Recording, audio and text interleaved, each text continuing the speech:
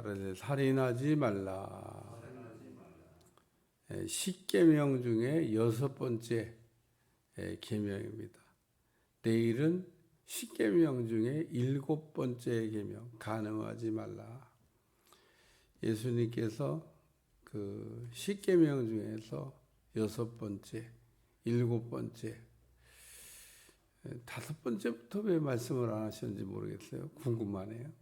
어쨌든 사람에게 대한 계명은 5번째부터 나오는데 5번째는 빼고 예수님께서 그 6번째부터 이렇게 말씀을 다루셨는데, 살인하지 말라. 그냥 말 그대로 사람을 죽이면 안 된다, 뭐 이런 뜻입니다. 사람을 죽이는 게 죄가 된다. 오늘 살아가면서 대부분의 사람들은 사람을 안 죽이죠. 사람 죽이는 사람이 뭐 그렇게 그 흔한 일도 아니고, 오늘날도 사람 죽이면 벌을 아주 무겁게 처벌받습니다. 그래서 우리가 그 감옥에 이렇게 가서 보면 살인죄를 이렇게 저질러서 그거에 대한 처벌을 받고 갇혀 있는 일명 사형수라고 하는 사람들을 우리가 보게 됩니다. 뭐 살인을 또 저질렀다고 다 사형수가 되는 것도 또 아니에요. 상황에 따라서 그 처벌 기준이 달라지겠습니다만, 어쨌든 살인한 사람들 가운데는 사형수가 된 사람도 있죠. 예수님도 이렇게 그 살인에 대해서 살인하면 안 된다라는 말씀을 지금 인용해서, 구약에 나오는 말씀이에요. 옛사람이 말한 바 살인하지 말라. 구약에 그 살인하지 말라고 하는 계명을 이렇게 말씀하시면서 율법에 대한 해석을 하고 있는 말씀입니다. 성경 말씀은 우리가 이렇게 해석을 해야 되는데, 해석하는 범위가 그렇게 뭐 자유롭지가 사실 않습니다. 이제 자유롭게 막 하다 보면 이단이 되고 우리가 그 뭐 정죄를 받게 되는데, 그러니까 성경은 함부로 해석할 수 있는 게 아니고요.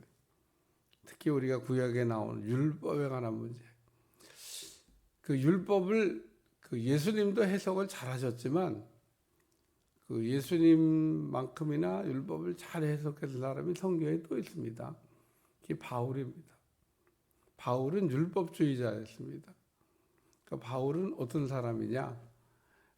율법주의자였다. 바리새인이에요, 바리새인. 바리새인 그러면 그 율법을 철저하게 어기지 않고 지키며 살기로 결심한 사람, 율법주의입니다. 뭐 오늘날도 율법주의자들이 있습니다. 그런 교파가 있어요. 다른 교파란 뭐 새벽 시간에 그 교파를 콕 집어서 뭐 얘기할 생각이 없습니다만, 그래서 자기들은 뭐 대단히 율법을 잘 지키는, 그 우리를 보고 매일 비난해요. 왜 안식일을 안 지키냐? 우리는 안식일을 지키는데. 글쎄 뭐 그렇게 해서 안식이 지켜지는지 모르겠어요. 계명 지킨다고 지켜지는지. 저는 뭐 안식일을 못 지키니까 예수님 믿어요. 오늘 우리가 안식일을 못 지키니까 예수님 믿어서 예수님 안에 안식을 얻어야지. 안식을 지킬 수 있다고 그러면 자랑할 거 아니겠어요. 우리는 안식일 지키는데 당신들은 왜 안식일을 어기냐? 바리새인들이 했던 일입니다. 성경에 보세요. 예수님 제자들이 안식일 날 벼를 이렇게 비벼서 가면서 먹었던 모양이에요. 배고프니까 그랬겠죠. 그러니까 너희 예수님을 비난합니다. 아이 제자들이 안식일을 어기는 것도 그것도 모르냐? 그 뭐 선생님이라고 그러면서 예수님을 그리스도라고도 생각을 했어요. 선생님이라고 그러면서. 그렇게 훌륭한 분이 제자들이 그렇게 안식일을 어기는 걸 보면 가르쳐야 되지 않냐? 그러고 비난합니다. 예수님 그때도 그 안식일에 대한 계명을 아주 그 정확하게 잘 해석을 하죠. 다윗이 성전 안에서 성전 안에서 되어지는 일은 그 안식일을 어기는 게 아니다는 겁니다. 예수님 성전인데 그 성전 안에서 제자들이 하는 게 뭐가 죄가 되냐? 예수님이 어떤 분인지를 모르는 거예요. 예수님이 계시면 예수님이 계신 곳이 성전이 되는 건데 뭐 그렇게 얘기한다고 뭐 알아들었겠어요. 어쨌든 오늘은 살인에 관한 말씀인데 바울이 그 율법주의자이면서 은혜를 받고 예수님이 어떤 분인지 알고 난 다음에 그 율법에 대한 해석을 했는데 그게 갈라디아서에 나옵니다. 갈라디아 지방에 가서 복음을 전했더니 뭔 복음만 가지고 구원을 받는다느냐, 율법도 지켜야지. 그래서 썼던 게 갈라디아서입니다. 그래서 이 갈라디아서에는 율법이 뭐냐라고 하는 거에 대해서 아주 자세하게 다루고 있어요. 얼마나 감사한지 몰라요. 율법은 죄를 졌기 때문에 더해지는 법이다. 죄에 안 졌다 그러면 그 율법이 뭔 필요가 있고 율법을 왜 주셨겠냐. 그러면서 율법은 죄를 지었기 때문에 더해진 법이다. 그러니까 최초에는 율법이 하나밖에 없었는데 모세가 그 율법을 받을 때는 613가지로 늘어났다. 죄 때문에 더해진 법, 율법. 율법은 죄를 깨닫게 하는 법이다. 죄가 없으면 뭐 처벌이 안 되지 않냐. 그러니까 오늘 죄라고 하는 것을 우리가 알게 하기 위해서. 이 인간들이 죄가 막 늘어나는데 내가 이게 오늘날도 법이 없으면 처벌이 안 됩니다. 그런 거를 신종범죄라고 그래요. 신종범죄. 그러니까 법은 없는데 죄는 짓는 거예요. 쉽게 얘기해서 컴퓨터가 막 만들어지고 이제 나쁜 놈들이 남이 컴퓨터에 들어가 가지고 자료를 이렇게 훔쳐왔어. 근데 아직 그런 법을 안 만들었어. 남이 컴퓨터에 들락달락하고 거기 있는 자료를 가지고 오는 것에 대한 처벌 기준이 없어. 그래서 그런 걸 우리가 해킹이라고 그러잖아요. 처벌을 못했습니다. 어떻게 뭐 법이 없는데. 그러니까 얼른 법을 만들었어요. 이렇게 세상이 점점 악해지기 때문에 법보다도 신종범죄가 더 많아요. 더 많아. 법이 모든 죄를 처벌할 수 있는 거냐? 그랬으면 좋겠어요. 그랬으면. 저는 법처럼 그 엉터리가 없어요. 법처럼. 여러분 법을 이렇게 보면 이게 법이냐? 도둑놈은 다 빠져나가게 만들어 놓고 만들어 놓은 법. 도둑놈을 다 빠져나가게 엉성하게 만든 그물을 만들어 놓고 그게 법이다. 그러고 얘기합니다. 그러니까 다 도둑놈은 빼주고 뭘 잡자고. 여러분 법이라고 하는 걸 여러분이 상관없이 그냥 사시니까. 근데 하나님 주신 율법은 그렇게 엉성한 그물처럼 빠져나갈 수 있게 만들어놨냐? 못 빠져나갑니다. 엉성한 그물이 아니라고 하는 사실을 여러분 아셔야 돼요. 하나님이 무슨 인간들처럼 법을 만드셨는데 엉성하게 절대 못 빠져나갑니다. 그런데 서기관들이 엉성하게 율법을 해석하면서 도둑놈들을 빠져나가게 이렇게 하는 겁니다. 그러니까 살인하지 말라. 그러니까 진짜로 살인하지 않은 사람만 예를 들면 실제로 살인하지만 살인하지 않은 거야. 그렇게 그 말은 틀린 말은 아닌데 성경이 그런 뜻이 아닌데 성경을 잘못 해석하고 있다 그런 얘기입니다. 그래서 율법이 본래 말하고 있는 살인하지 말라라고 하는 이 법은 사람을 실제로 죽였느냐 안 죽였냐 여기만 해당되는 게 아니고 그 사람에 대해서 성질을 냈냐 성질을 났느냐.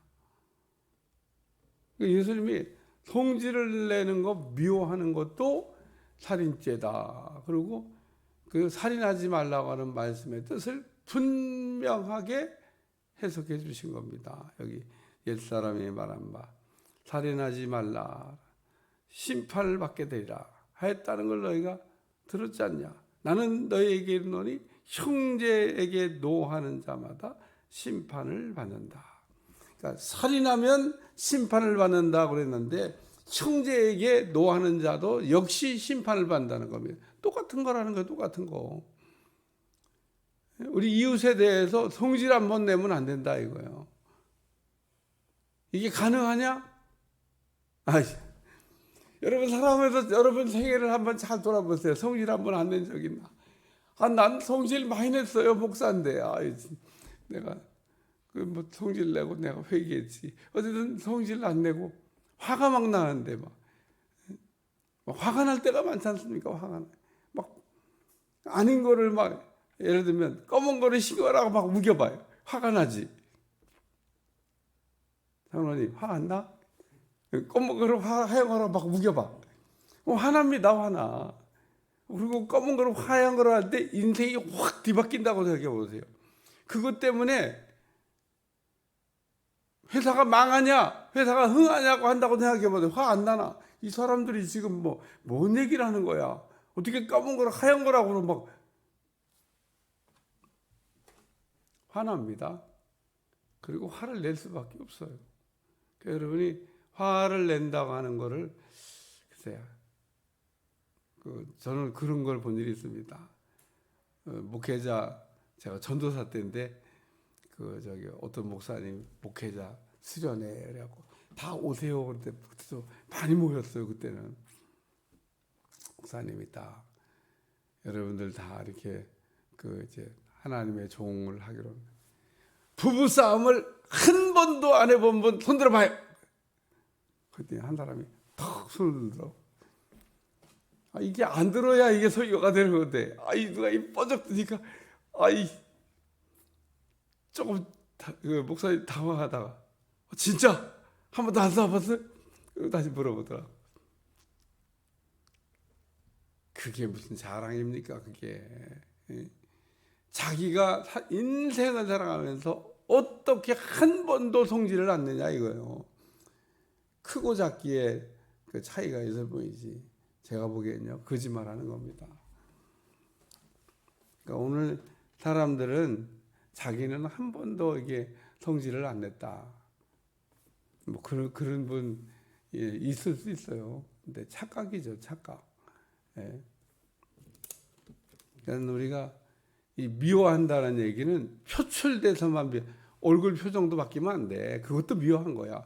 근육이 막 참어 이제 화가 나는데요. 그것도 그러면 예를 들면 입으로 이렇게 감정 표출을 안 했을 뿐이지 자기가 조절이 안 되는 거잖아요. 그러니까 이 예수님이 말씀한 거는 이렇게 근육이 움직여도 안 된다는 얘기를 하는 거예요. 예? 그러니까 이 표정 관리도 이게 안 돼갖고 이렇게 해도 역시 마찬가지로 노한 거다. 그렇게 이해를 해야지. 이 노했다 그러니까 감정 표출 된 것만 갖고 얘기하면 안 된다. 성질 내면은 심판 받는다 그러잖아요. 살인했다 그런 얘기입니다. 그러니까 이 살인하지 말라고 하는 계명을 하나님의 계명을 너희는 살인하지 않았다고 죄 안 졌다고 지금 얘기하는데 노하는 자마다 노하면은 두 번째는 나가다라고 하는 말을 하게 되면 공회에 잡혀가게 돼. 이게 예수님 당시에 아주 심한 욕이었던 것 같아요. 육두문자 쓰는 것처럼 아주 심한 아주 욕설이었는데 이런 거를 하게 되면 공회라고 하는 이게 산헤드린 공회를 얘기하는 거예요. 유대인들의 아주 최고의 의결 기관 산헤드린 공회 거기 가서 처벌을 받게 된다. 그러니까 나가다란 말을 하면 안 된다 얘기를 하는 겁니다. 그래서 미련한 놈이라 하는 자는 지옥불에 들어가기라. 아이고 미련하기는 아이고 미련 이런 소리 하면 안 돼요. 그러면은 나 살인죄가 되는 겁니다. 우리 가끔 미련한 사람 보고 아이고 미련하기는 아이고 미련 이런 소리 가끔 하잖아요. 큰일 납니다. 살인죄입니다. 그래서 우리 주님이 여기 예물을 드리다가 형제에게 원망 들을 만한 일이 생각나거든. 참 이 생각나는 게 은혜입니다.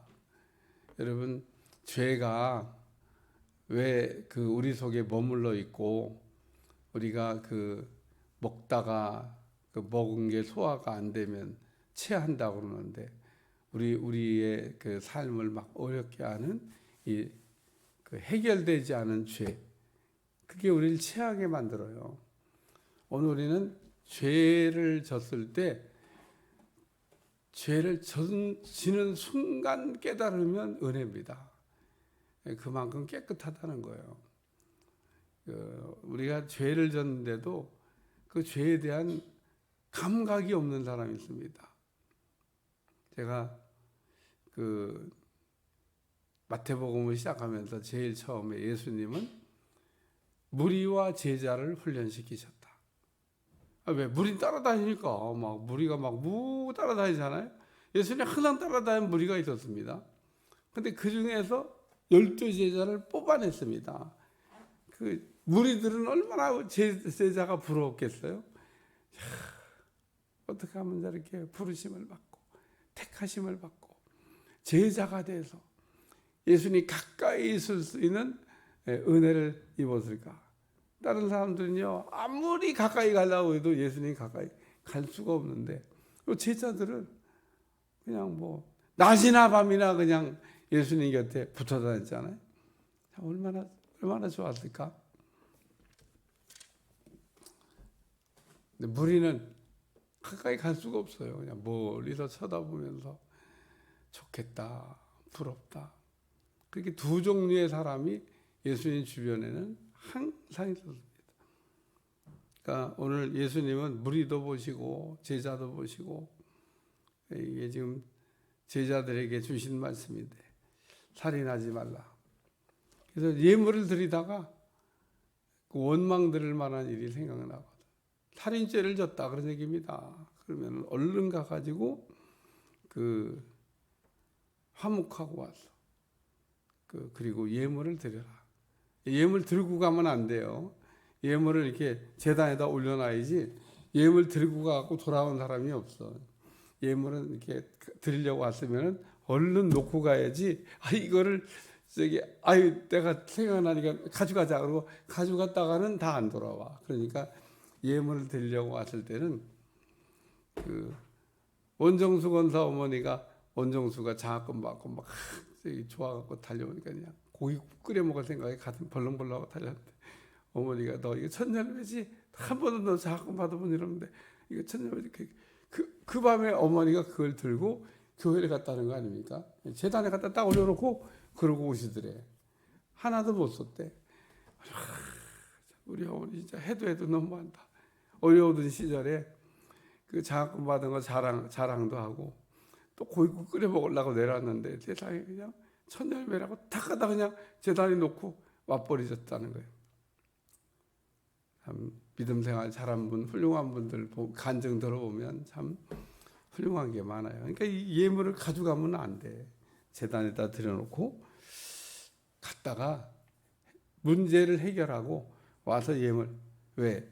원망 들을 만한 일이 있으면 이 예물이 연락이 안 되기 때문에 그렇다 그런 얘기입니다.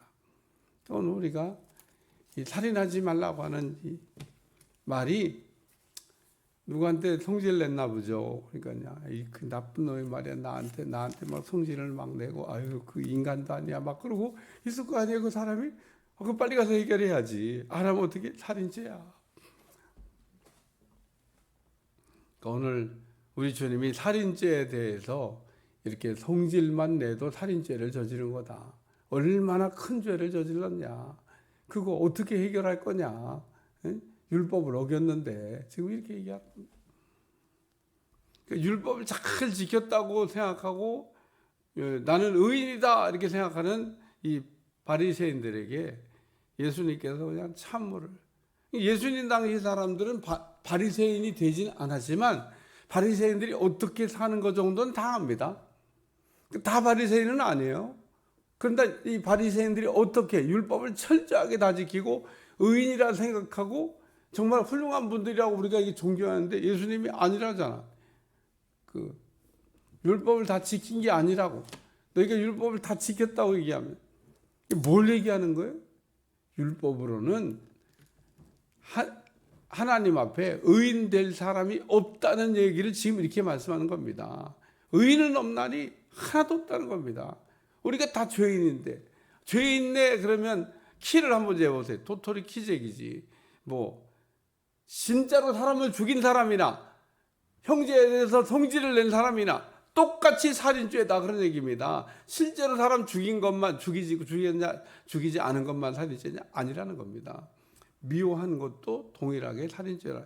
뭘 얘기하는 거지? 어떻게 우리는 죄인인데 죄 해결할 방법이 없네?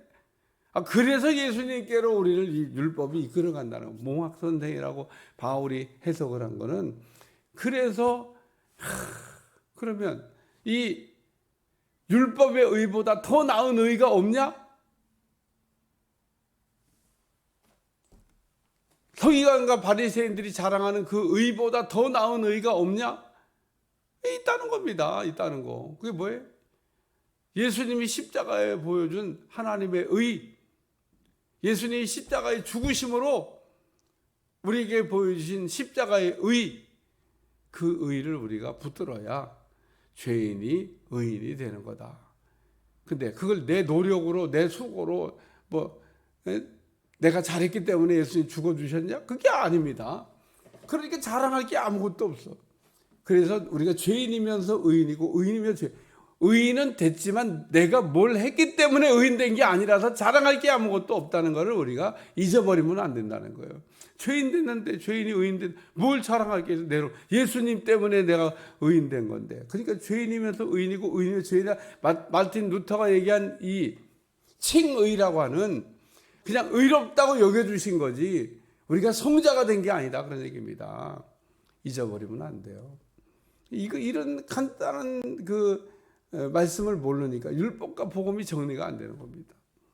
율법은 철저하게 우리가 죄인이라고 하는 것을 깨닫게 해서 정죄, 율법 안에는 용서라고 하는 게 없습니다.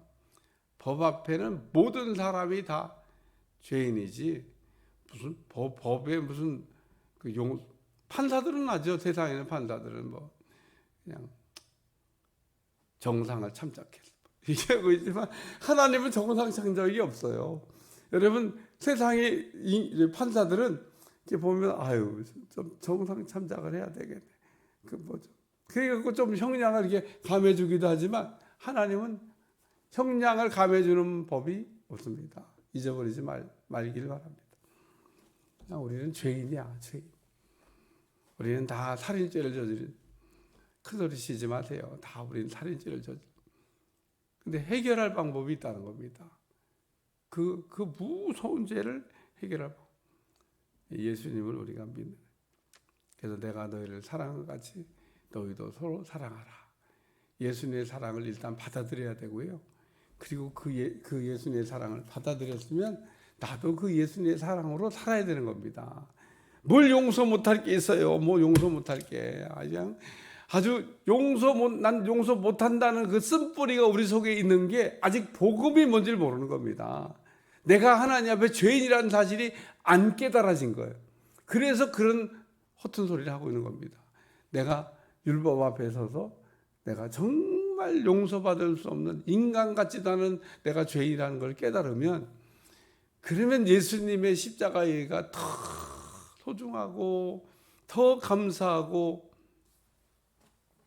그리고 하나님 앞에서 우리가 감히 고개를 들 수가 없는 겁니다. 왜? 그 예수님의 은혜로 우리가 이렇게 사람 된 거니까. 그 바울이 나의 나 되는 것이 하나님의 은혜라, 이 말이 그 말인 겁니다. 나의 나 되는 것이, 내가 무슨 수고하고 노력하고 애쓰고 내가 율법 다 지켜서 이렇게 의인된 게 아니고 나의 나 되는 것이 하나님의 은혜라. 바울의 이 고백이 여러분의 고백이 될 수 있기를 축원합니다. 기도하겠습니다. 하나님, 나의 나 되는 것이 하나님의 은혜라고 하는 사실을 우리가 잊어버리지 않게 도와주시고, 예수님의 의의를 힘입어 사는 우리들이 아무것도 내놓을 것이 없고 자랑할 것이 없는 것을 깨달아 알게 하여 주옵소서. 감사하며 예수님의 이름으로 간절히 기도하옵나이다. 아멘.